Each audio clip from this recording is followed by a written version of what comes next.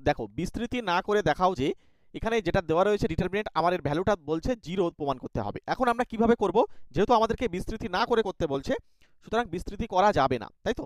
তাহলে সবার প্রথমে আমরা এইখানে এই যে রো আছে এই রো থেকে আমরা একটা 3 কমন নেব। নিলাম এই যে বাইরে 3, তাহলে এখানে 3 হয়ে গেল, তারপরে 3, তারপরে হচ্ছে 4, প্রত্যেকে থেকে 3 কমন নিলাম। চলে এসো এরপরে আমরা এইখান থেকে একটা কিন্তু 3 কিন্তু আবার কমন নিতে পাচ্ছি। চলে এসো আবার একটা 3 কমন নিলাম, তাহলে 3 ইন্টু 3 হলো, তাহলে এখানে 3 1 1 হলো, এটা 1 মাইনাস 1 3 হলো, এটা 4 মাইনাস 4 12 হলো। এবার আমরা এইখান থেকে একটা 4 কমন নিয়ে নিচ্ছি, তাই বাইরে একটা 4 চলে আসে। 3 1 1, এটা হচ্ছে 1 মাইনাস 1 3 1 মাইনাস 1 3। মনে রাখবে ডিটারমিনেন্টে যদি দুটো কলাম বা দুটো রো যদি মিলে যায় তাহলে কিন্তু মনে রাখবে তার ভ্যালু কিন্তু 0 আসে, ঠিক আছে? সুতরাং আমরা এবারে বলতে পারবো এইখানে যে এটা গুণ করলে 36, এই 36 এর সঙ্গে ডিটারমিনেন্টের যে ভ্যালুটা রয়েছে এটা কিন্তু 0। সুতরাং 36 ইন্টু এখানে 0 করলে কিন্তু আমাদের আনসার হয়ে যাচ্ছে 0। এই সমস্ত অঙ্কগুলো তোমাদের পরীক্ষায় আসে এবং 2 নম্বর কিন্তু দেওয়া হয়, ঠিক আছে?